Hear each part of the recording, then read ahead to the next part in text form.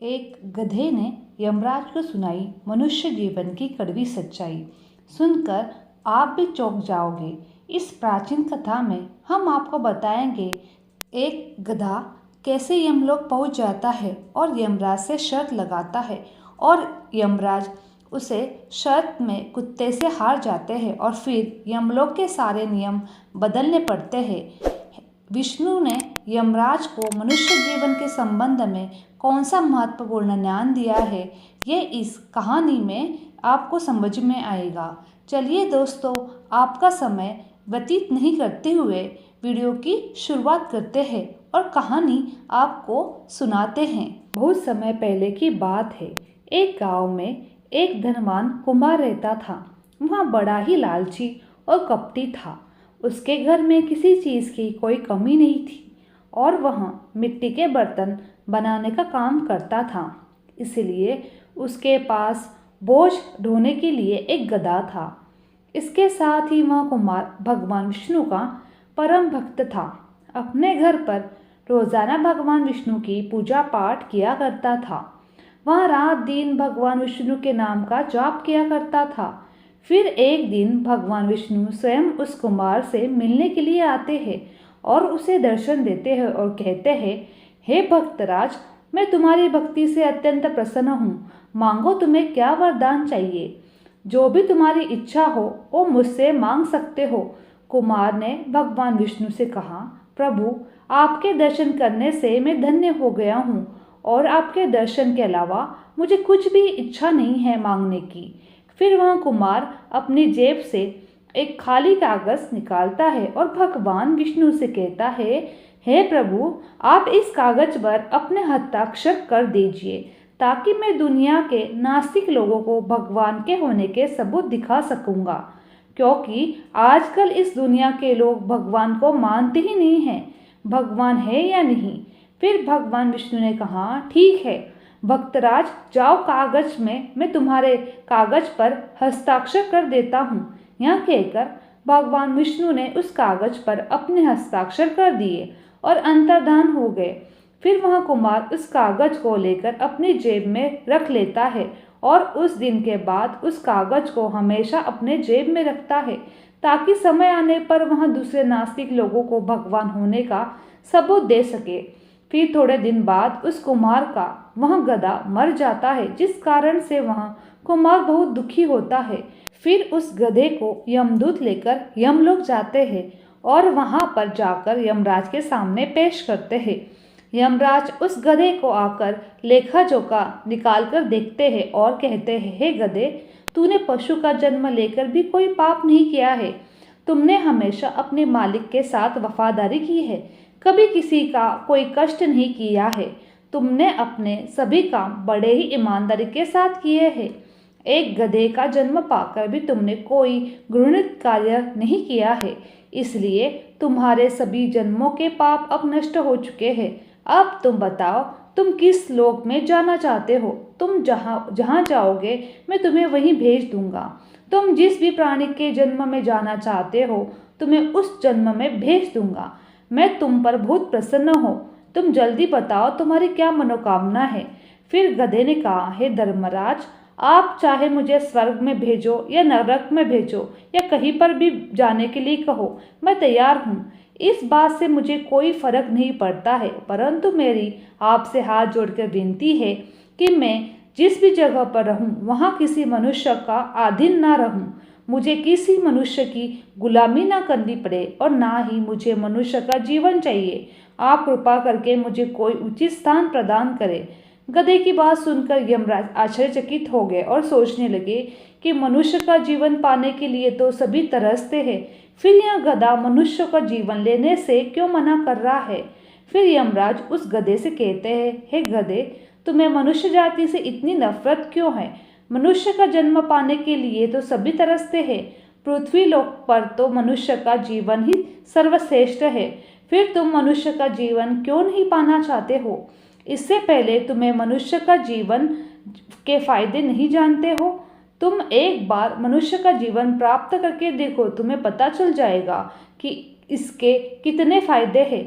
यमराज की बात सुनकर वह गधा कहता है, हे धर्मराज, मैं अच्छी तरह से जानता हूँ कि मनुष्य का जन्म कितना अनमोल है, लेकिन मनुष्य बड़ा ही स्वार्थी, कपटी और लालची होता है। मनुष्य बड़ा ही मतलबी होता है। स्वार्थ के लिए अच्छा और बुरा क्या होता है वो यह सब भूल जाता है और अपने मतलब के लिए कुछ भी कर सकता है। अगर उसे उसकी आवश्यकता से अधिक धन भी मिल जाए तो वह संतुष्ट नहीं होता। हे धर्मराज, इतना ही नहीं, मनुष्य बड़ा ही असंतोषी होता है। वह बिना कारण ही दुखी रहने लगता है और अपने परिवारजनों और आड़ोस पड़ोस के मनुष्यों को भी दुखी देता है। मनुष्य मेरे जैसे बेजुबान जानवरों और पशुओं को अपना गुलाम बनाकर रखता है और अपना काम निकालता रहता है। खाने के लिए बहुत ही कम देता है और काम ज़्यादा करवाता है। हे धर्मराज, इतना ही नहीं, मनुष्य जाति तो भगवान को भी धोखा देता है। इसलिए मुझे मनुष्य जन्म नहीं चाहिए।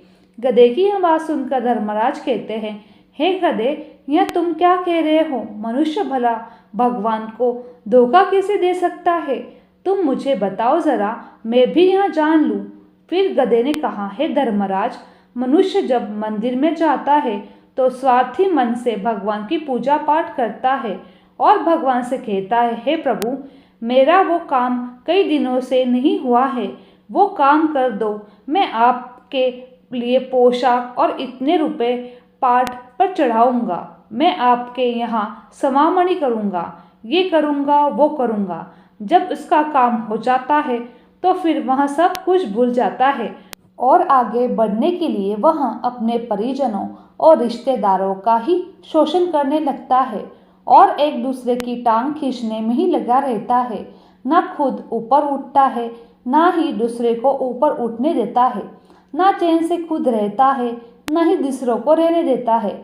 अपना काम बनाने के लिए दूसरे को धोखा देता रहता है और उसकी चालाकी तो देखिए, वह भगवान को भी लालच देकर अपना काम बना लेता है। जब मनुष्य का काम पूरा हो जाता है तो कहता है, भगवान के पास तो सब कुछ है, मैं उन्हें भला क्या दे सकता हूँ। इस प्रकार से कहकर वह अपनी बात से बुखर जाता है। हे धर्मराज, मनुष्य के बुरे कर्मों को गिनाते गिनाते मैं थक जाऊंगा, परंतु उसके बुरे कर्म समाप्त नहीं होंगे। उसके कपट और चालाकी के आगे तो भगवान भी कुछ नहीं है। गधे की बात सुनकर धर्मराज ने कहा, हे गधे, माना कि इंसान बहुत चालाक होता है, मगर हम देवताओं को मूर्ख नहीं बना सकता, क्योंकि यमलोक में जितनी भी जीव आत्मा है आती है उन्हें हम दंड देते हैं। मनुष्य ने पृथ्वी लोक पर कितनी ही चालाकी क्यों न की हो, उसे मृत्यु के बाद यहीं पर आना पड़ता है। सभी मनुष्य यहाँ पर आकर हमारे सामने रोते हैं और बिलखते लगते हैं, नरक जाने से डरते हैं, मेरे भयंकर रूप को देखकर थरथर कांपने लगते हैं। सभी मनुष्य हमारे अधीन रहकर ही काम करते हैं। फिर उस गधे ने कहा, हे धर्मराज, आपके पास जितनी भी मनुष्य आते हैं वो सब मरे हुए आते हैं। आपका पाला किसी जीवित मनुष्य से नहीं पड़ा है। यदि आप किसी जीवित मनुष्य को यमलोक लेकर आ जाओगे तब आपको पता चलेगा कि जीवित मनुष्य कितना खतरनाक होता है। उस गधे की बात सुनकर यमराज को बड़ा आश्चर्य हुआ और गुस्से से लाल पीले हो गए। मन में सोचा कि यह गधा तो हमारे लोक में आकर हमारा ही अपमान कर रहा है और हमें ही धमका रहा है। इस गधे को मुझे दिखाना ही पड़ेगा कि हमारे सामने किसी मनुष्य की नहीं चलती है। मनुष्य की चालाकी हमारे सामने नहीं चल सकती। इस बात को साबित करने के लिए यमराज अपने दूतों को बुलाते हैं और कहते हैं, हे यमदूतों, पृथ्वी लोक पर जाओ और इस गधे के मालिक को अर्थात उस कुमार को जीवित उठाकर यमलोक लेकर आओ। हम भी देखते कि जीवित मनुष्य हमारे सामने क्या चालाकी करता है। अगर यह गधा गलत साबित होता है तो इसे कई सालों तक नरक में डाला जाए। उधर उस गधे को पूरा यकीन था कि एक अकेला जीवित मनुष्य ही स्वर्गलोक में खलबली मचा देगा। फिर यमराज की बात सुनकर चारों यमदूत पृथ्वी लोक पर आते हैं और उस कुमार के घर जाते हैं। वो देखते हैं कि शाम का समय था और गधे का मालिक चारपाई पर सोया हुआ होता है। यमदूत चारपाई से उठाकर उसे यमलोक लेकर जाने लगे। तभी बीच रास्ते में उस कुमार की नींद खुल जाती है और वह देखता है कि हट्टे खट्टे 4 आदमी उसे चारपाई से उठाकर ऊपर की ओर ले जा रहे हैं। तब वहाँ कुमार उन्हें पूछता है, तुम लोग कौन हो, मुझे कहाँ लेकर जा रहे हो भाई? तब वे यमदूत कहते हैं, हम यमदूत हैं, तुम्हें यमराज के पास लेकर जा रहे हैं। फिर वहाँ कुमार कहता है, क्या मेरी मृत्यु हो चुकी है? यमदूत ने कहा कि नहीं मनुष्य, तुम अभी जीवित हो। फिर उस कुमार ने कहा, मैं जीवित हूँ तो मुझे फिर क्यों लेकर जा रहे हो? तब यमदूत उस कुमार को सारी कहानी सुनाते हैं और कहते हैं, तुम्हारे गधे ने यमराज से कहा है कि जीवित मनुष्य बहुत ही चालाक होता है, इसलिए इस बात को साबित करने के लिए यमराज ने आपको जीवित ही यमलोक लेकर आने के लिए कहा है। उस कुमार को अब सारी बात समझ में आ चुकी थी और वह कुछ देर तक मन ही मन सोचने लगा और तुरंत उसने अपनी जेब में रखा हुआ कागज जिस पर भगवान विष्णु के हस्ताक्षर किए हुए थे, वहाँ उस कागज पर कुछ लिख देता है और फिर वहाँ उस कागज को अपनी जेब में रख लेता है। यमदूत उस कुम्हार को लेकर यमराज के दरबार में उपस्थित हो जाते हैं।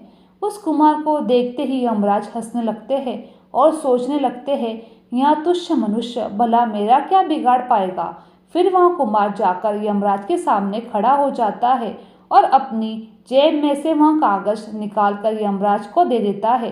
जब यमराज उस कागज को खोलकर पढ़ते हैं तो वे तुरंत ही सिंहासन से उठकर खड़े हो जाते हैं और उस कुमार को अपने सिंहासन पर बिठाकर खुद उसके स्थान पर खड़े हो जाते हैं, जिसे देखकर यमराज के सभी यमदूत चौंक जाते हैं और सोचने लगते हैं, यमराज यह क्या कर रहे हैं? एक मानव को अपने सिंहासन पर बिठा रहे हैं, यह जरूर कोई पहुंचा हुआ मानव लगता है। अब वह कुमार यमपुरी का राजा बन जाता है और यमराज भी उसका आदेश मानने के लिए विवश हो जाते हैं। फिर वह कुमार सिंहासन पर बैठते ही यमलोक के सभी कानून कायदे बदल देता है और यमराज को ही यमलोक के द्वार पर पहरेदार बना देता है।